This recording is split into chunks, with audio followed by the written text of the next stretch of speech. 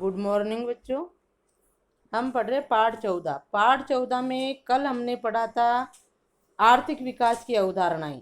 आर्थिक विकास की अवधारणाएं कौन कौन सी है, ये भी इम्पोर्टेंट क्वेश्चन है 1 नंबर का कि आर्थिक विकास की अवधारणाएं कौन कौन सी है। ये रही सतत विकास, समावेशी विकास और मानव विकास। हमने सतत विकास, समावेशी विकास और मानव विकास के बारे में जाना। आज हमारा टॉपिक है भारत में नियोजन। मानव विकास इंपॉर्टेंट है। मानव विकास की अवधारणा किसने विकसित की थी? जो वीडियो देख रहे हैं वो प्रश्न के आंसर सोचो तो क्या, मानव विकास की अवधारणा कब विकसित हुई, किसने विकसित की, मानव विकास के आयाम कौन कौन से हैं? आ गया आपको उत्तर? चलो आगे देखो। आज का टॉपिक भारत में नियोजन। नियोजन नियोजन का मतलब होता है कि किसी भी काम को करने से पहले उसका नियोजन करना, यानी योजना बनाना। कोई भी कार्य है, जैसे हम उदाहरण के तौर पे ले लेते हैं कि अपने घर परिवार में किसी का विवाह ही है, तो विवाह के लिए पहले अपन अपने पास क्या क्या संसाधन है, कितने रुपए है, हमें क्या क्या करना है, ये सारा जो है हमें पहले योजना बनानी पड़ेगी, प्लान बनाना पड़ेगा। उसको ही कहते हैं नियोजन। तो हम अर्थव्यवस्था में नियोजन पढ़ेंगे। देखो, भारत में नियोजन, नियोजन की जो मैंने नोट्स भेजे थे उसमें नियोजन, आर्थिक नियोजन की परिभाषा है आपके, उसको याद करना। भारत में नियोजन, हर समय धन आदि संसाधनों का प्रयोग इस प्रकार, हम समय धन आदि संसाधनों का प्रयोग इस प्रकार करना चाहते हैं कि अधिकतम कार्यों को उन संसाधनों के उपयोग द्वारा सही ढंग से संपन्न किया जा सके। हम जो हमारे पास जो समय है, धन है, जो भी संसाधन हमारे पास है, उनका उपयोग हम इस तरह करना चाहते हैं कि अधिकतम कार्यों को उन संसाधनों के उपयोग से ही हम सही ढंग से संपन्न करें। यही हमारा एक नियोजन है। अगर हमारा नियोजन सही तरीके का है, सही ढंग का है, अच्छा नियोजन है, तो हम हमारे पास जो उपलब्ध संसाधन है या संसाधन कम है तो भी हम अपने कार्य को सही ढंग से संपन्न कर सकते हैं। किसी भी घरेलू कार्यक्रम को संपन्न करने के लिए सर्वप्रथम उसकी रूपरेखा तैयार की जाती है। इसके पश्चात व्यक्ति या परिवार अपने संसाधनों को इस प्रकार से उपयोग में लेने का प्रयत्न करता है कि वे श्रेष्ठ ढंग से जी सके। घरेलू रूपरेखा, घरेलू कार्यक्रम, जैसे मैंने विवाह का उदाहरण बताया था, या कोई भी कार्यक्रम है तो उसके लिए भी पहले हमें क्या करना होता है, नियोजन करना होता है। हमारे पास कितना पैसा है, क्या क्या संसाधन है और उनका प्रयोग हमें कहाँ करना है। अगर ये तरीका हमारा सही है तो हमारा कार्य उन संसाधनों में अच्छी तरह से संपन्न हो जाएगा। तो इसी तरह एक व्यक्ति और परिवार जो नियोजन करते हैं और अपने परिवार को सही ढंग से चला सकते हैं, व्यक्ति अपना जीवन सही ढंग से गुजार सकता है। इसी प्रकार एक राष्ट्र के लिए भी संसाधनों का अनुकूलतम प्रयोग करना, यानी उस राष्ट्र के पास भी जो संसाधन है उनका भी नियोजन के अनुसार, यानी योजना अनुसार ढंग से उपयोग करना आवश्यक है। तब ही एक राष्ट्र अपने लक्ष्यों को पूरा कर सकता है।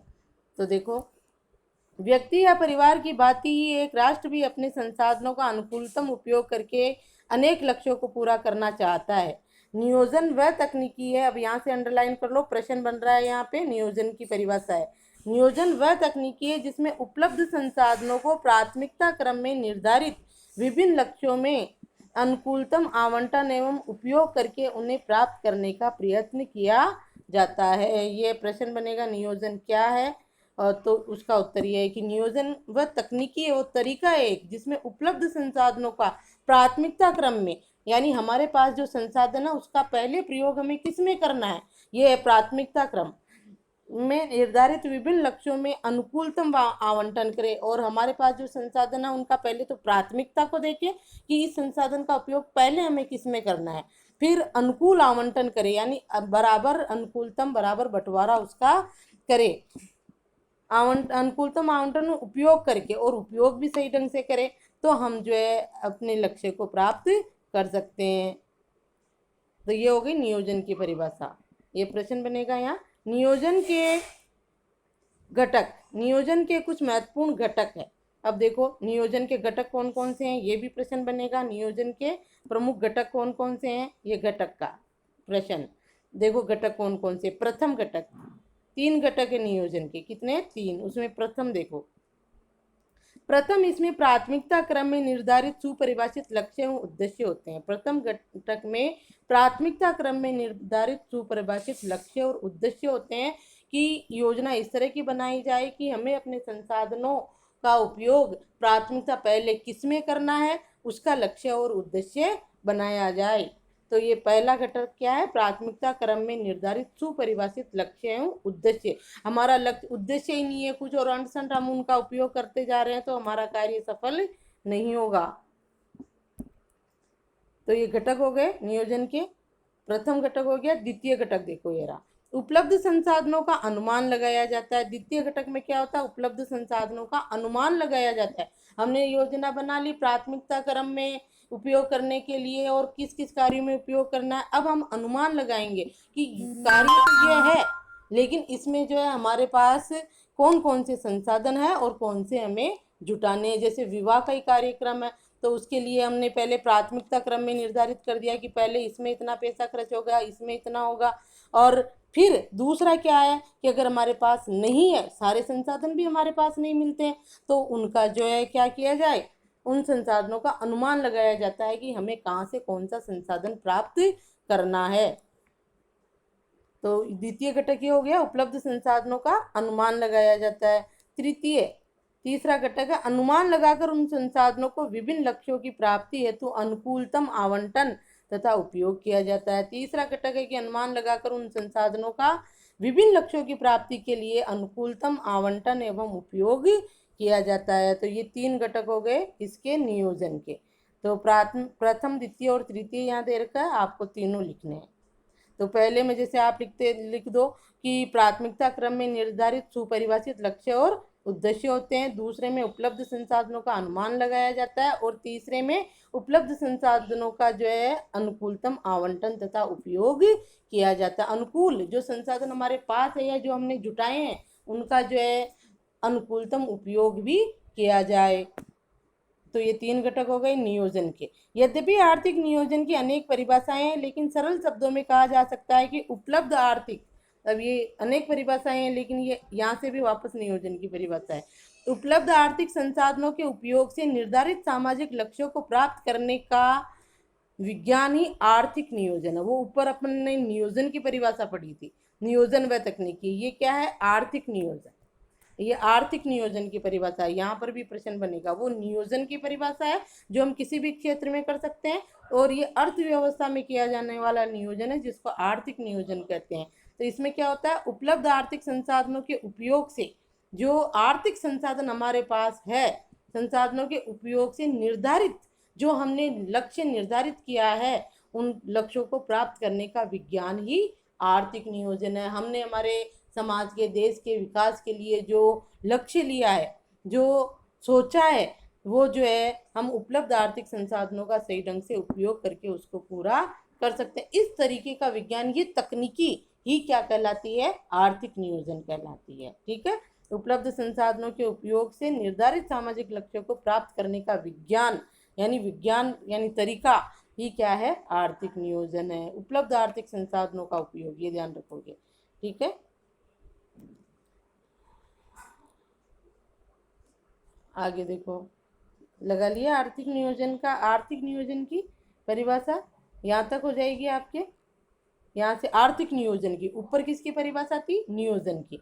आर्थिक नियोजन की प्रक्रिया में महत्वपूर्ण निर्णय केंद्रीय प्राधिकार द्वारा लिए जाते हैं। अर्थव्यवस्था की गति, दिशा, प्रबंधन एवं निर्धारण केंद्रीय प्राधिकार के द्वारा तय होता है। आर्थिक नियोजन की प्रक्रिया में महत्वपूर्ण निर्णय किससे लिए जाते हैं, केंद्रीय प्राधिकार द्वारा लिए जाते हैं, यानी सरकार द्वारा लिए जाते हैं। प्रबंधन, निर्धारण, ये सब केंद्रीय प्राधिकार द्वारा तय होता है। तो ये हो गया आपका नियोजन, नियोजन के घटक और आर्थिक नियोजन।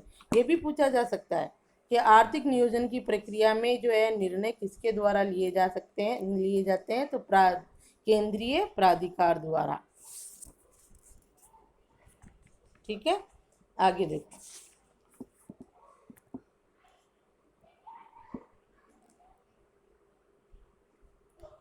आगे आपके नियोजन संसाधनों का उपयोग करके लक्ष्यों को प्राप्त करने की तकनीकी है। नियोजन का, आर्थिक नियोजन नहीं, नियोजन की है। शॉर्ट में हम कह सकते हैं कि नियोजन संसाधनों का उपयोग करके लक्ष्य को प्राप्त करने की एक तकनीकी है। जो संसाधन हमने जुटाए हैं या जो संसाधन हमारे पास है, उनको योजनाबद्ध तरीके से जो है उपयोग करके हम अपने लक्ष्य को प्राप्त कर सकते हैं। ये तकनीकी, ये तरीका है। देखो, कोई लोग होते हैं कि कम पैसे में भी अच्छा काम कर लेते हैं, तो उनकी योजना अच्छी होती है इसलिए ऐसा कर लेते हैं। और कोई होते हैं कि पैसा खूब है, पैसा खूब खर्च किया, लेकिन उनका काम सही ढंग से नहीं हुआ, ऐसा भी होता है। ऐसा क्यों होता है? क्योंकि उनका नियोजन ठीक नहीं था, उनकी योजना ठीक नहीं थी उस कार्य को करने की, या लक्ष्य उद्देश्य सही नहीं था, लक्ष्य उन्होंने सही नहीं बनाए, इसलिए ऐसा हो जाता है। इस तकनीकी का उपयोग एक राष्ट्र अनेक क्षेत्रों में निर्धारित लक्ष्यों को प्राप्त करने के लिए कर सकता है, जैसे परिवार नियोजन, वित्तीय नियोजन, इनमें आदि। जब नियोजन की तकनीकी का उपयोग अर्थव्यवस्था के विकास या वांछित आर्थिक लक्ष्यों को की प्राप्ति हेतु किया जाता है, तो वो आर्थिक नियोजन कहलाता है। ये फिर आर्थिक नियोजन की परिभाषा है। नियोजन और आर्थिक नियोजन, नियोजन तो कहीं पर भी हो सकता है, एक व्यक्ति भी नियोजन कर सकता है, एक परिवार नियोजन करता है, एक समाज में नियोजन करके जो है समाज को लक्ष्य को प्राप्त किया जा सकता है। लेकिन जब नियोजन की तकनीकी का उपयोग अर्थव्यवस्था के विकास या वांछित आर्थिक लक्ष्यों की प्राप्ति हेतु किया जाता है, तो वो नियोजन क्या कहलाता है? आर्थिक नियोजन कहलाता है। ये भी नियोजन की परिभाषा है। ठीक है, अंडरलाइन करते जाओ, जहां प्रश्न लिख रही हूँ आप भी प्रश्न लिखते जाओ। राष्ट्रीय स्तर पर आर्थिक नियोजन की तकनीकी सर्वप्रथम, ये भी प्रश्न है 1 नंबर का, कि राष्ट्रीय स्तर पर आर्थिक नियोजन की तकनीकी सर्वप्रथम सोवियत संघ द्वारा अपनाई गई। कौन से देश द्वारा अपनाई गई? सोवियत संघ द्वारा। सर्वप्रथम आर्थिक नियोजन की तकनीकी किसके द्वारा अपनाई गई? सोवियत संघ द्वारा। सोवियत संघ ने 1928 ईस्वी में ही केंद्रीय नियोजन की घोषणा की तथा पंचवर्षीय योजनाओं के माध्यम से आर्थिक विकास का मार्ग अपनाया, तथा इसकी प्रथम पंचवर्षीय योजना अपने आप में एक क्रांति सिद्ध हुई। इसकी किसकी? सोवियत संघ की, रूस। इन्होंने सबसे पहले आर्थिक नियोजन की तकनीकी अपनाई। कब अपना ली थी सोवियत संघ ने? 1928 में। और इन्होंने जो पहली पंचवर्षीय योजना बनाई, पंचवर्षीय योजना, वो एक क्रांति सिद्ध हुई, यानी अच्छी सफल हुई वो। स्वतंत्रता के पश्चात भारत में तीव्र आर्थिक विकास के लिए राष्ट्रीय स्तर पर आर्थिक नियोजन के मॉडल को अपनाने वाले राष्ट्रों की सूची में शामिल हो गया। स्वतंत्रता के बाद भारत भी जो है तीव्र आर्थिक विकास करने के लिए, क्योंकि अपनी आर्थिक स्थिति सही नहीं थी स्वतंत्रता के समय, तो तीव्र आर्थिक विकास के लिए राष्ट्रीय स्तर पर आर्थिक नियोजन के मॉडल को अपनाने की सूची में, अपनाने वाले राष्ट्रों की सूची में जुट गया। कौन? भारत भी। अपनी आर्थिक स्थिति सुधारने के लिए जो है आर्थिक नियोजन के अच्छा मॉडल जो है मिले भारत को, कि किस तरह से वो आर्थिक नियोजन करके अपने देश की आर्थिक स्थिति को सुधारे। इस ऐसे राष्ट्रों की सूची में शामिल हो गया। तब भारत ने भी सोवियत संघ की तकनीकी अपनाई थी। अब देखो आगे आएगा, आर्थिक नियोजन के विचार ने भारतीय, देखो यहाँ, आर्थिक नियोजन के विचार ने भारतीय विद्वानों तथा बुद्धिजीवियों को अत्यधिक प्रभावित किया। 1930 ईस्वी से 1940 ईस्वी के दशक में भारत के विभिन्न विद्वानों ने नियोजन हेतु अनेक प्रस्ताव रखे तथा इसके द्वारा विकास का मार्ग अपनाने का समर्थन किया। भारतीय आर्थिक नियोजन के इतिहास में प्रथम प्रयास, अब यहाँ से अंडरलाइन करो, ये भी प्रश्न है कि भारतीय आर्थिक नियोजन के इतिहास में प्रथम प्रयास 1934 ईस्वी में सर एम विश्वेश्वरैया द्वारा किया गया। इनकी पुस्तक, ये प्रश्न बनेगा यहाँ पे कि भारत में आर्थिक नियोजन के लिए प्रथम प्रयास कब किया, कब और किसके द्वारा किया गया? तो 1934 में सर एम विश्वेश्वरैया द्वारा किया गया। इन्होंने अपनी पुस्तक प्लान्ड इकोनॉमी ऑफ इंडिया, ये भी प्रश्न बनेगा, प्लान्ड इकोनॉमी ऑफ इंडिया पुस्तक के लेखक कौन है? Sir M Visvesvaraya. या ऐसे पूछा जा सकता है कि सर एम विश्वेश्वरैया द्वारा लिखित पुस्तक का नाम लिखिए। ये कौन सी है? प्लान्ड इकोनॉमी ऑफ इंडिया, यानी भारत की अर्थव्यवस्था के बारे में ये में भारत के नियोजित विकास के लिए कार्यक्रम प्रस्तुत किया गया। यानी सर अर्थशास्त्री जो थे सर एम विश्वेश्वरैया, उन्होंने 1934 में एक पुस्तक लिखी, प्लान्ड इकोनॉमी ऑफ इंडिया। उसमें जो है यानी भारतीय अर्थव्यवस्था की योजना की है ये पुस्तक। इसमें जो है भारत के नियोजित विकास के लिए एक कार्यक्रम प्रस्तुत किया गया था, किसमें, प्लान्ड इकोनॉमी ऑफ इंडिया में। और ये पुस्तक किसने लिखी, कब किसने लिखी, सर एम विश्वेश्वरैया ने। और भारतीय पहले, इनसे पहले 1934 से पहले भी, यानी 1930 से 40 के बीच प्रयास हुए थे ना भारत में नियोजन हेतु जो है काफी प्रस्ताव रखे गए थे। तो किसका प्रस्ताव मान्य हुआ, इनका, सर एम विश्वेश्वरैया का, 1934 में। तो ये 2-3 प्रश्न बन रहे हैं यहाँ पे, ध्यान रखोगे। स्वतंत्रता के पश्चात पंचवर्षीय योजनाओं के निर्माण हेतु भारत सरकार ने एक संकल्प द्वारा मार्च 1950 में योजना आयोग, ये भी इंपॉर्टेंट क्वेश्चन है, योजना आयोग की स्थापना की। योजना आयोग की स्थापना कब हुई, मार्च 1950 में। तो ये भी प्रश्न होगा आपका कि योजना आयोग की स्थापना कब हुई। ये भी हमारे आर्थिक नियोजन के लिए ही है। आगे देखो, योजना आयोग की स्थापना की, इसका मुख्य कार्य, अब यहाँ से भी इसका किसका, मार्च 1950 में योजना आयोग की स्थापना हुई है। पहले भी पढ़ा था हमने उद्योगों के पार्ट में। इसका मुख्य कार्य, ये भी प्रश्न है, योजना आयोग का मुख्य कार्य क्या है। एक प्रश्न ये हो जाएगा कि योजना आयोग की स्थापना कब हुई, ठीक है। इसका मुख्य कार्य देश के संसाधनों द्वारा, यहाँ से हो जाएगा कार्य, इसका मुख्य कार्य देश के संसाधनों का आकलन कर उन्हें बढ़ाना तथा संसाधनों को प्रभावी एवं संतुलित उपयोग के लिए योजना बनाना था। यहाँ तक प्रश्न हो गया किसका, योजना आयोग का कार्य। योजनाओं के विभिन्न उद्देश्यों एवं लक्ष्यों की प्राथमिकताओं का निर्धारण कर संसाधन आवंटन का प्रस्ताव रखना भी योजना आयोग का महत्वपूर्ण कार्य था। ये 2 कार्य लिख देना इसमें कि जो है संसाधनों का आवंटन कर उन्हें बढ़ाना और संसाधनों को प्रभावी और संतुलित उपयोग के लिए योजनाएं बनाना, और योजनाओं में विभिन्न उद्देश्यों और लक्ष्यों की प्राथमिकता निर्धारण करना। इस तरह जो 2-3 कार्य बन रहे हैं योजना आयोग के, वो लिख देना आप यहाँ तक, ठीक है। महत्वपूर्ण कार्य था ये, यहाँ से यहाँ तक जो है योजना आयोग के कार्य ही है। तो इनको आप अलग अलग पॉइंटों में लिख दोगे, है ना। मुख्य कार्य यहाँ से, पहला यहाँ से आ जाएगा ये कि देश में संसाधनों का आकलन कर उन्हें बढ़ाना, ठीक है। पहला योजना आयोग का कार्य पहला हो जाएगा, देश में संसाधनों का आकलन कर उन्हें बढ़ाना। आकलन करना पहले तो कि हमारे पास कौन कौन से संसाधन है, और फिर उन संसाधनों को बढ़ाना, बढ़ाएंगे तभी अपने लक्ष्य को प्राप्त करेंगे। दूसरा हो जाएगा संसाधनों का प्रभावी एवं संतुलित उपयोग करने के लिए योजना बनाना, ये दूसरा कार्य योजना आयोग का। फिर है योजनाओं में विभिन्न उद्देश्यों एवं लक्ष्यों की प्राथमिकताओं का निर्धारण कर संसाधन आवंटन का प्रस्ताव रखना, तीसरा कार्य ये हो जाएगा।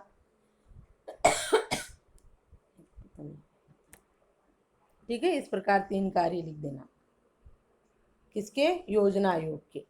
योजना आयोग की स्थापना 1950 में, ये 3 पॉइंट लगाए मैंने, ये तीनों कार्य किसके, योजना आयोग के।